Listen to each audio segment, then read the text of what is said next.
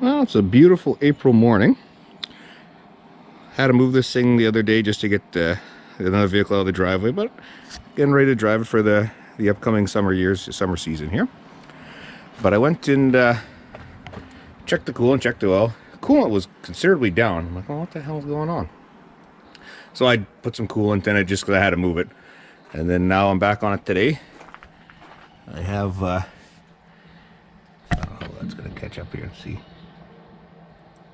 It's right now, it's at about 10 pounds. I put about 13. So I'm like, well, it was going down very slowly. Let's sit for a bit. But now, you can see the jack underneath there. Oh. I think the camera will pick that up. It's either dripping. I got to get a better jack. I just came up a bit here. But it's either coming out of the thermostat housing or I got a hose. I'm not quite sure. You can see it from the top, but I can't get in there all the way. So, yeah, I won't be able to get in there very well. I don't know how well the camera's going to pick it up, but it's way down in there. So it's probably easier for me to jack it up and coming from the bottom, I think. But yeah, because there's your thermostat housing there. I don't know how the camera's going to pick this up. Sorry for the crappy light, folks. But yeah, so that's, we'll jack it up and we're going to see where the heck the leak's coming from. As a side note, this is a performance tool pressure checker for checking your radiators. This is actually the second one I bought. The first one, same thing, I had issues with it leaking here. This one didn't leak as bad, but I found what kind of seemed to help is I threw some, hopefully the camera gets up, it's just some synthetic grease, and it seems to have smartened it up. You got to get it just right. Like, you do have a fair amount of window, but if I do move it a little bit, I can probably get it to bypass, but it is working now. So just as a side note, if someone buys one of these and you have issues with it leaking at the quick disconnect there, for this one anyways, the trick, some synthetic grease did work. So that way it isn't leaking. I actually figure what's going on. I mean, it saved a world of problem. I can do this cold, and I mean, yeah, you could probably let it warm up. Sometimes when things warm up, they tend to seal up. At least that way we know where the leak is. And then supposedly we're taking this thing down to back to the 50s this year, so there is some tune-up work I got to do on it, and the knock sensor's got to be changed. But first things first, I guess, so I will get a better jack and jack this thing up. Okay, we got the car jacked up. We have axle stand underneath it, and you can see the dripping there. Now, just before I brought this out, I did try to put a screwdriver there and tighten it up. These hoses are only 3 years old, I think. Because when we changed the motor, we changed the hoses, because before, the gentleman, when Brett made it, he just looped them into one another. And so I put a heater core in it. The heater core in the last about 6 months, it leaks. I do have another heater core. I just never got off my butt to change it.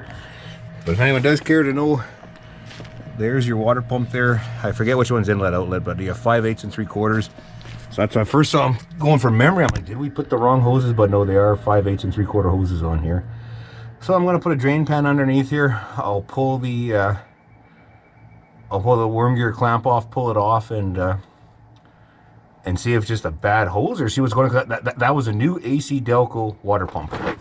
That was like, we'll say it was actually, I think it was even made in the States, I believe. But it was an AC Delco water pump. So, I mean, it wasn't a cheap, well, I mean, take what you get when you get OE stuff these days. But it was, not just some cheap knockoff brand, the cheapest on Rock Auto you can buy. But yeah, so as you can see, it is dripping pretty good. Still under pressure, about 10 pounds. I'll release the pressure. I'll put a hose in here. The only thing that sucks about this vehicle is there is no coolant drain on it. So, I mean, I will lose most of the coolant. I mean, most of it's, when I fired up the other day, I knew I had issues, so I only put water in it anyways. But up here, our water's so bad. We use distilled water in all our vehicles, especially aluminum rad stuff. That way we don't worry about corrosion. But our water's so hard up here. But yeah, so I'll put a pan in, pull the hose off, and we'll see what it looks like. Well, I should have put the camera on, but I couldn't get a good spot for the tripod. But anyway, got it off. Hose pliers make life a lot easier, especially something tight. Like, you just get behind it, give it a good tug. It looks like there's a cut. I don't know how the camera's going to pick it up, but right where my thumb is, there's a cut. So that's why it was leaking. It was a Trident stainless steel hose clamp, so it wasn't Chinese garbage. I don't see any spot in here that's tight, so I'm kind of baffled on this one. The cut looks to be on an angle, and that one's straight on. Like, it looks to be 45 to where the two pieces joined. So So I'm kind of perplexed by that one.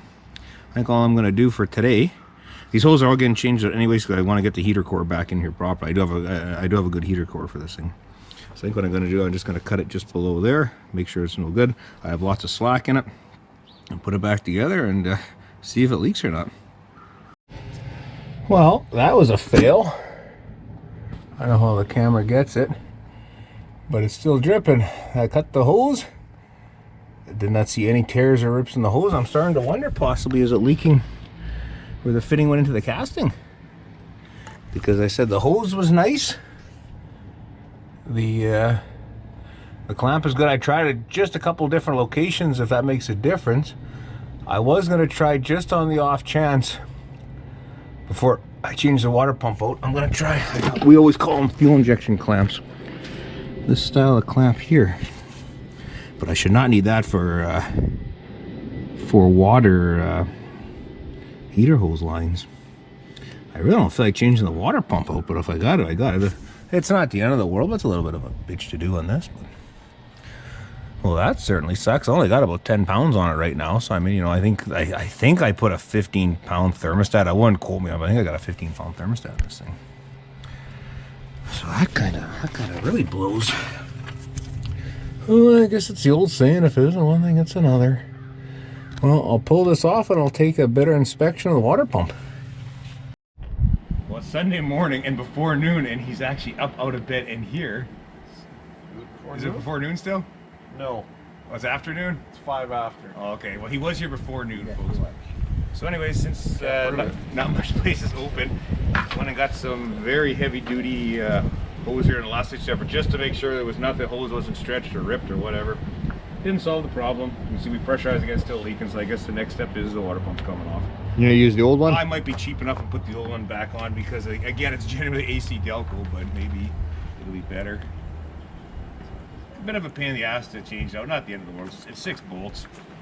I don't gotta take too much junk off. I probably won't do it today, I got stuff to do, but if I was really ambitious and smart, what I would do is get the knock sensors, because they got to get changed too, and do it both at the same time.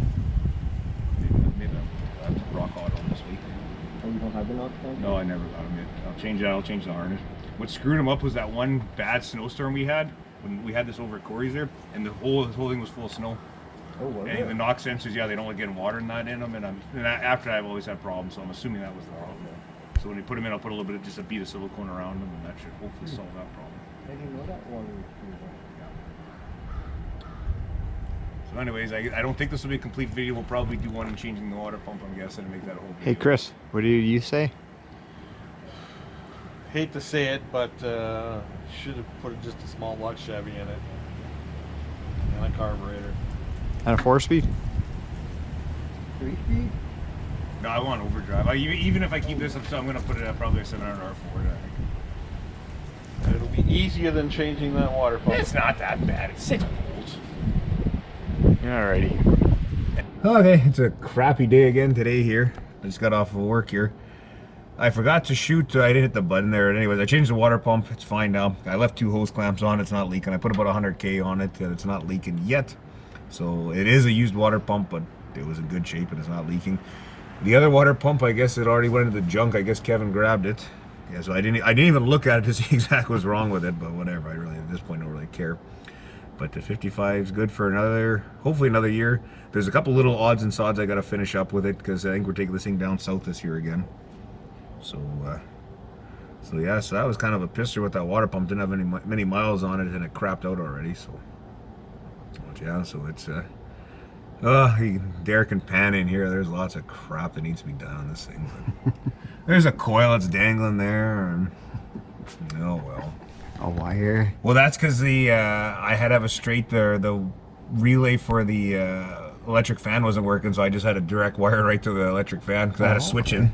Okay. Yeah, so that wasn't where that's fixed now. So I left the wire there. I should really take that off and change that. And there's lots of little shit. I had a dead wire the other day. I guess my boot fell down and burnt a wire. That's one of the reasons why I was running like so much like shit.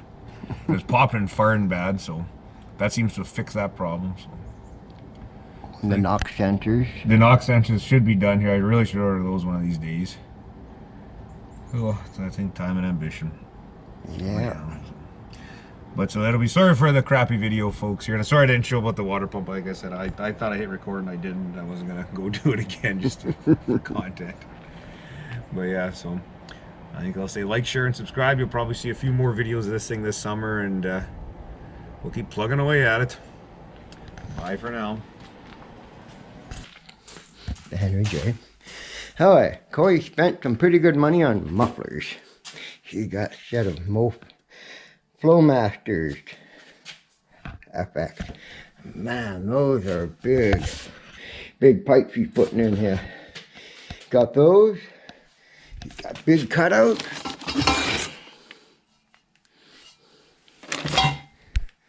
All for that little guy. Might keep it a little bit quieter, but sure gonna sound nice. And that's gonna be coming up the next video of the Henry J. It'll be the exhaust and something else.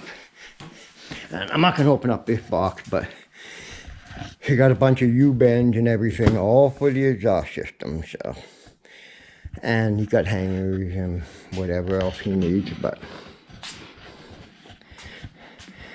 this little guy is gonna be a little bit quieter. So, I guess you guys know what's going to be happening for the next video, so we'll leave it as this, and thanks for watching. Remember, like, subscribe, share, all those good things. So, catch you on the next one.